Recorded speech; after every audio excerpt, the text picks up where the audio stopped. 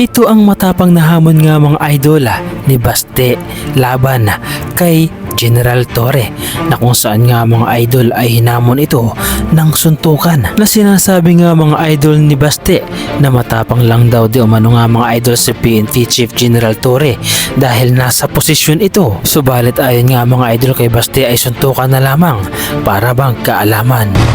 Usa na sa mga ambisyon o kinabuhi general nga. Pero Torre, Mr. Torre, sanay na ako sa iyo. Kasi matapang ka lang naman, we have the position pero masuntukan tayo, aral ko makaya bita. Ang mga banat na ito nga mga idol ni Baste ay hindi pa nilampas ni General Torre at ang hamon na suntukan nga mga idol ni Baste kay PNP Chief General Torre ay malugod namang tinanggap nga mga idol ng PNP Chief.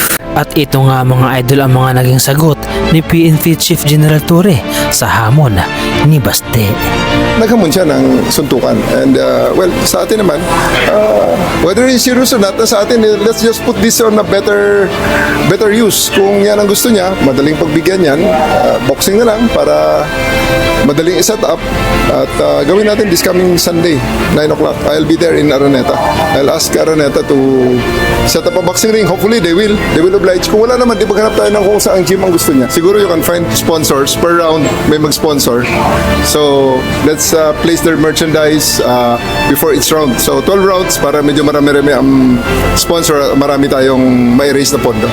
Subalit ayon naman mga idol kay PNP Chief General Torre ay hindi lamang basta suntukan ang mangyayari kundi boxing match talaga mga idol na kung saan nga mga idol ay marami ang mag-i-sponsor sa gagawing boxing match nila ni Baste at ang malilikom nga mga idol ay di umano nga mga idol ay ibabahagi sa mga nasalanta at ipamamahagi nga mga idol sa lahat ng mga naapektuhan at nakaranas ng malakas na pagbaha sa kanilang mga lugar.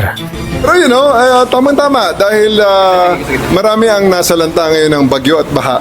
Maybe we can use this moment or this opportunity for to raise funds in a charity boxing match. This coming, kung para mabilis, this coming Sunday sa Araneta, 12 rounds, pwede. 12 rounds sa sundukan para maganda at para medyo marami-rami ang ma-raise natin. At mayroon namang mensahe nga mga idol si General Torre sa lahat ng mga bashers niya na kung saan nga mga idol ay sinasabi niya na mag-donate na lamang o di kaya ay mag-sponsors upang mapakinabangan naman ang kanilang pagbabash sa kanya. Dahil manalo man o matalo mga idol ay walang problema basta't malaki ang malikom sa naturang boxing match nila ni Baste ay ito ay ipapamahagi sa mga nasalanta sa nangyaring bagyo. Mag-donate sila para maka-raise tayo ng pondo. Pay-per-view.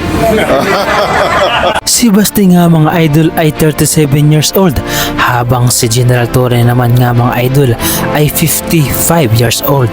Kaya naman nga mga idol ang pagitan nila ay nasa 18 years na kung saan nga mga idol ay batang-bata si Baste habang mayroon namang edad na itong si General Torre. Subalit hindi siya inayawan ni General Torre at tinanggap ang hamon niya na suntukan.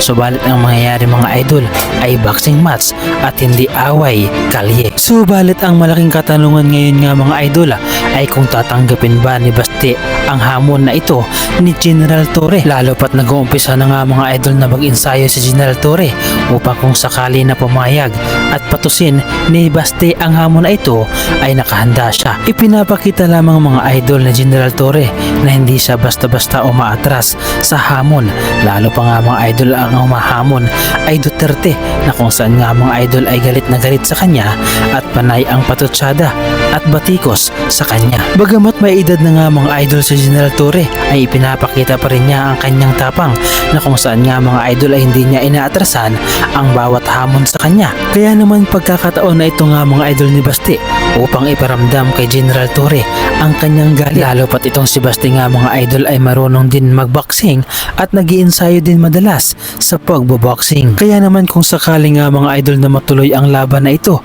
ay kabang-abang para sa ating sambayan ng Pilipino, lalo pat ang magaganap na boxing nga mga idol ay charity boxing. Napakarami talaga mga idol ang mag-aabang sa boxing na ito, na kung saan nga mga idol ay dito mapapatunayan ni Baste ang kanyang tapang, na kung saan ay marami ang nagsasabi na hanggang salita lamang di umano si Baste at wala naman sa gawa. Matatandaan nga mga idol na hinamon ni Waldy Carbonell si Baste ng isang duelo, na kung saan nga mga idol ay magkikita dapat sila, subalit hindi ito sinipot ni Baste. Ang sabi nga mga idol ni Waldy Carbonell ay hindi dapat nagpapasindak at nagpapatakot sa mga Duterte. Halimaw ang mga Duterte.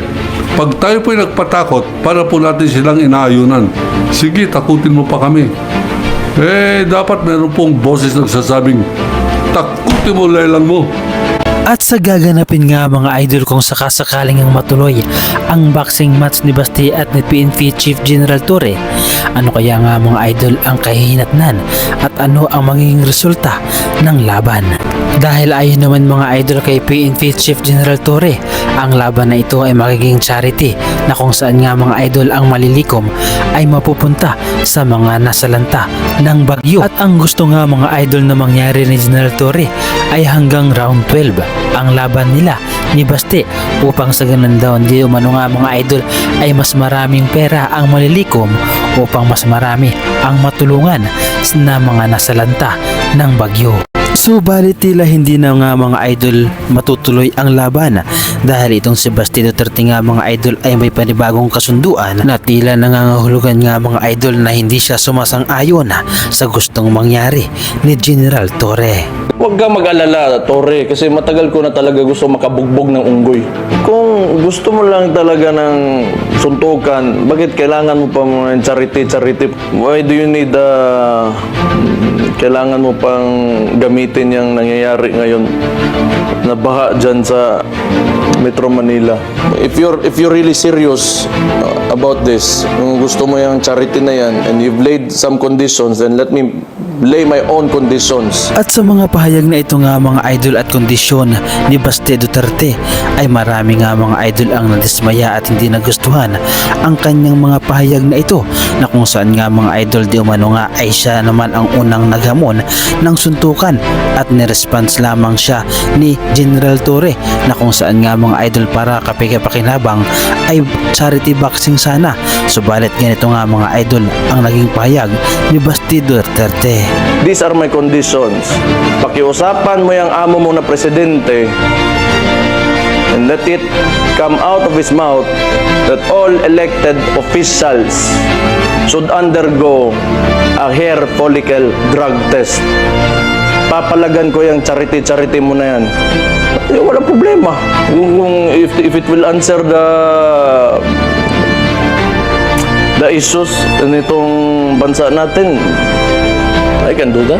So tama nga mga idol ang hinala ng marami, na kung saan nga mga idol ay aatras nga itong si Baste Duterte, at kung sakali nga mga idol ay marami pang patutsada at maraming kondisyon para lamang malihis ang totoong isyu. Ano ang masasabi ninyo mga idol sa reaction video na ito?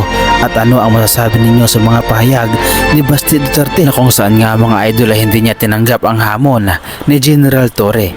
Sayang naman mga idol ang ensayo ni General Torre, na kung saan nga mga idol ay nagpractice pa naman ng tudo para lamang lumaban dito kay Baste Duterte.